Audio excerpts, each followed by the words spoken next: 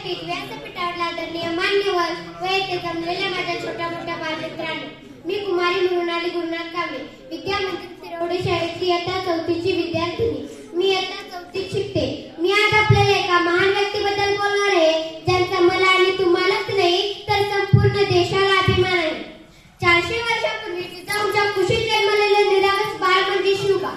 राजनीती, युद्धनीती, गणिमिकावा यासारख्या कुटुशास्त्रांचा कळस म्हणजे शिवबा. एकीकडे संयमाचा घाट म्हणजे शिवबा, सळसळत्या रक्ताची लाट म्हणजे शिवबा. या महाराष्ट्रात माणुसकी मोजण्याचं माप म्हणजे शिवबा. दुश्मनांच्या काळजातही पावित्र्याचं स्थान निर्माण करणाऱ्या किमियागार म्हणजे शिवबा, किमियागार म्हणजे शिवबा. 65 किलोची तलवार वाजवतो त्याचं नाव व्यसाजी. 2000 शत्रूशी एकटा झुजतो त्याचं नाव बाजी. हात तुटला तरी शत्रूशी झुंजत राहतो तो तानाजी. आज त्याचा घोडा दिल्लीवरून पुण्याला घेऊन येतो तो संताजी. शत्रूच्या छावणीत घुसतो आणि छावणीचा मुकुट तोडून आणतो त्याचं नाव धनाजी. डाण्या वाघाला सामोर जातो आणि त्याला उभा फोडतो त्याचं नाव संभाजी. आणि या सगळ्यांना एकत्र घेऊन स्वराज्याचं तोरण बांधतो ते आमचे लाडके आराध्य दैवत छत्रपती शिवाजी महाराज यांना त्रिवार मुद्रा. खरं तर इतिहास घडवणारी माणसं इतिहास विसरू शकत नाहीत आणि इतिहास विसरणारी माणसं इतिहास घडवू शकत नाहीत. हा एक इतिहास आहे. निरक्षर मराठ्यांचा इतिहास वर्णाक्षरांनी लिहून ठेवावा इतका तेजस्वी आणि ओजस्वी इतिहास याच महाराष्ट्राच्या मातीत घडला. एक होते शिवाजी. एक होते शिवाजी. भीती नव्हती त्यांना जगाची, साथ होती मावळ्यांची, शिकवण होती जिजाऊंची. या देशात लाट आली भगव्या झेंड्याची आणि मुहूर्त मेट्रोली स्वराज्याची. मुजरा राजा मुजरा राजा. खूप दिवस झाले बोल म्हणते पण टाइमच काय बदला नाही राजा.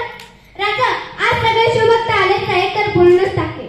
मुजरा राजा खूप वाईट वाटतं हो तुमचा फोटो बॅनर वरती पाहिला की, कारण तुमच्या फोटोचा वापर सगळे राजकीय पक्ष करतात पण तुमच्या विचारांचा वापर मात्र मोजकेच करतात. राजे जानता राजा, राजे जानता राजा म्हणून आम्ही तुम्हाला डोक्यावरती घेतलं पण डोक्यात मात्र घ्यायचं विसरूनच गेलं. राजे डोक्यात मात्र घ्यायचं विसरूनच गेलं.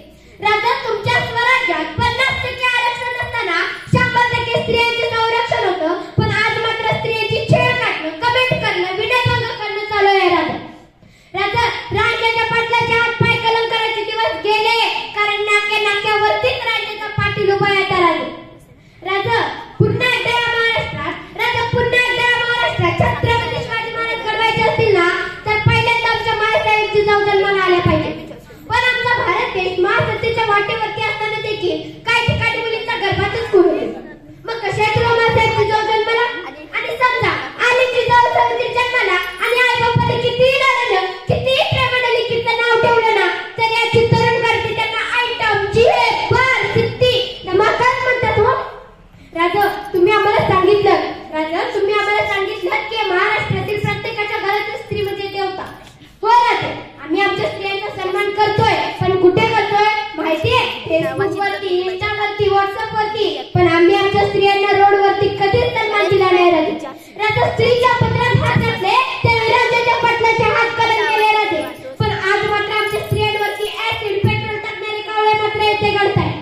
राजे तुम्ही साऱ्या महाराष्ट्राला एका ध्वजाखाली आणलं पण आज मात्र आम्ही आम्हाला भगवी आणि एका झेंड्यात वाटून घेतलं राजा. मी आता महाराष्ट्राला सांगते मावळ्यांच्या रक्ताने भगवे वादळ पेटून गेले, मावळ्यांच्या रक्ताने भगवे वादळ पेटून गेले. अरे लाज वाटायला पाहिजे दादा मला की आम्ही शिवरायांचे विचार फेकून दिले. जयंती आलं की कोण म्हणतो भगवं रक्त तर कोण म्हणतो निळं वादळ निळं रक्त. अरे तुमचं रक्त निळं व्हायला काय साप चावलंय का? आणि म्हणे श्वासात रोखली वादळ डोळ्यात रोखली आग, देव आमचा छत्रपती एकटा मराठ्यांचा वाग. का राजे काय फक्त आपल्या समाजासाठी मराठ्यांसाठीच लढले का? कारण ते कुठे लिहून ठेवलंय मी माझ्या मराठ्यांसाठी लढलो म्हणून? तरी माझ्या राजाचे विचार नाही तरी तुमच्या मनाचे खेळ आहे. आणि माझ्या राजाने आणि थोर महापुरुषांनी हिंदवी स्वराज्य स्थापन केले. तुम्ही ऐकताय ना, वाचताय ना? माझ्या राजाने आणि थोर महापुरुषांनी जातीचा विचार केला असताना तर हिंदवी स्वराज्य स्थापन झाले नसते. हे माझ्यासारख्या लहान आणि एका सामान्य मुलीला